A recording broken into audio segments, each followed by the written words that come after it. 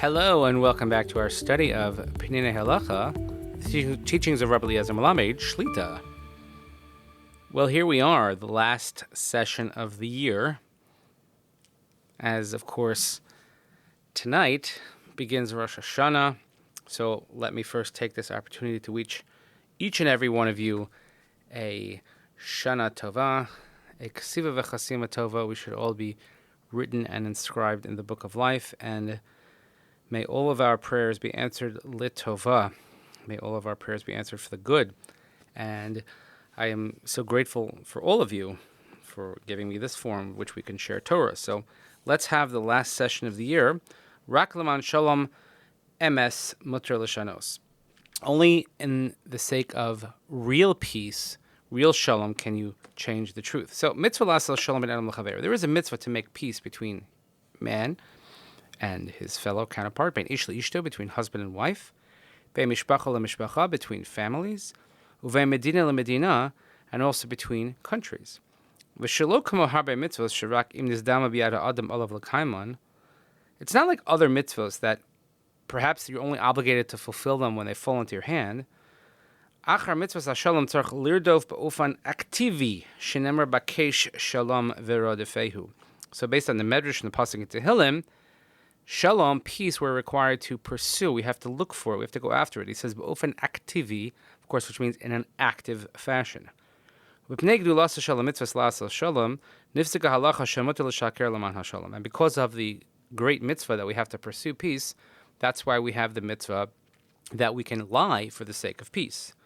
And Avos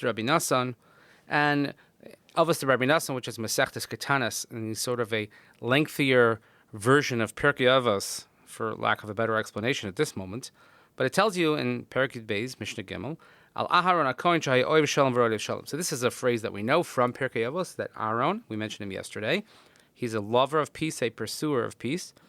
So when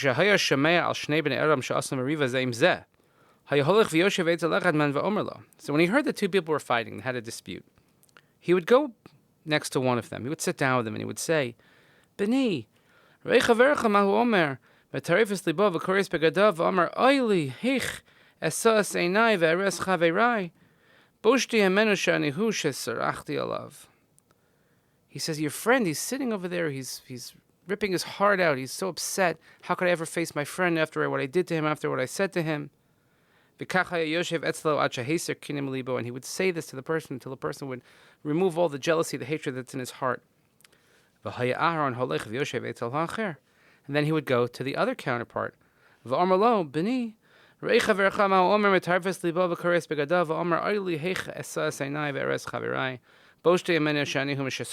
he would say the same thing. So he would go to each party and express to them that the other one felt such remorse, to the point where all the kinna, all the jealousy, anger, upsetness would leave them.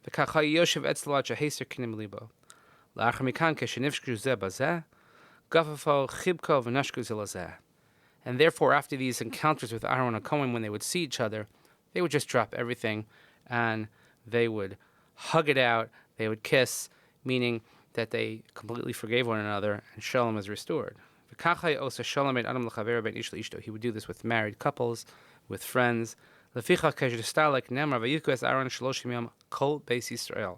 That's why when we read of Aaron's demise in Sefer Bamidbar, it says that when he died, the entire house of Israel mourned him.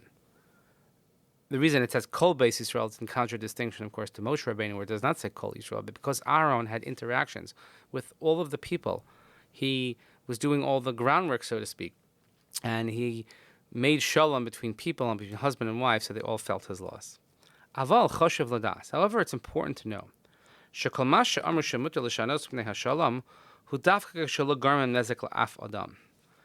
we might use this as a carte blanche to say, oh, I can lie whenever I want, it's for peace. But it's only if it does not harm another person.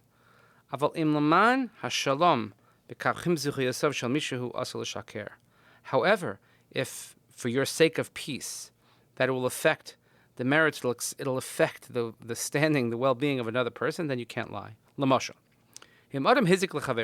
Somebody injured his friend or did damage to his friend. Al kach kedei sheyuchal l'tavo b'mishpat.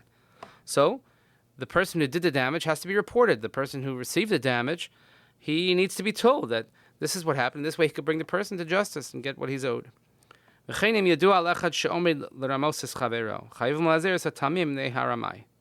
we saw earlier, that if, let's say, someone is going to do a deal, going to a business agreement with someone, and you know that the person is a noted cheater, he is duplicitous, filled with chicanery, then you have to warn him. You have to let him know, don't go into this deal. You can't say, oh no, well, let's make peace because it'll create machlokas if we tell him that the guy is a ramai. No. It's there. It's a mitzvah to tell the truth. Because you want to prevent someone from being harmed, from being taken, from being swindled. That's the more important value. Then Aaron HaKohen, if he knew that his methodology would only work for one of the two aggrieved parties, he wouldn't lie for the sake of peace, because it would only cause damage and not peace. So, Vitin bo amon, l'besof ha'ish harash, shemechakel lizdamnus harishona kedei linkom mechavero, yinatzelas amon shenastu bo kedei ligmo lo ro'a tachas tova. Because a good person, he believes in the goodness. He's wholehearted, and he's what we say. The word is tamimistic. He's wholesome, and he's not going to think anything bad of his friend. He's going to think that the person wants to make up, but the other one, that won't be the case. L'chein rak kasher borur.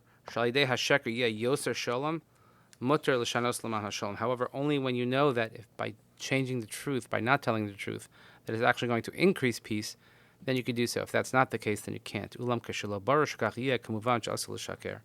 So we have to be careful if we're doing things for the sake of peace. We have to make sure that it's absolute peace and it's not going to cause damage or loss to another individual. Well, that brings us to a close for this chapter, a close for this year. And again, thank you everyone for listening. It's a great experience. I look forward to continuing our learning in 5784 Haba Aleinu L'Tova. Until then, wishing everybody a good Shabbos, a good Yantif, a Shana Tova. Should have a happy, healthy, and sweet new year. And may we all have meaning in our davening, clarity, where we stand with our Maker, and Teshuvah Shlema. We'll see you next week.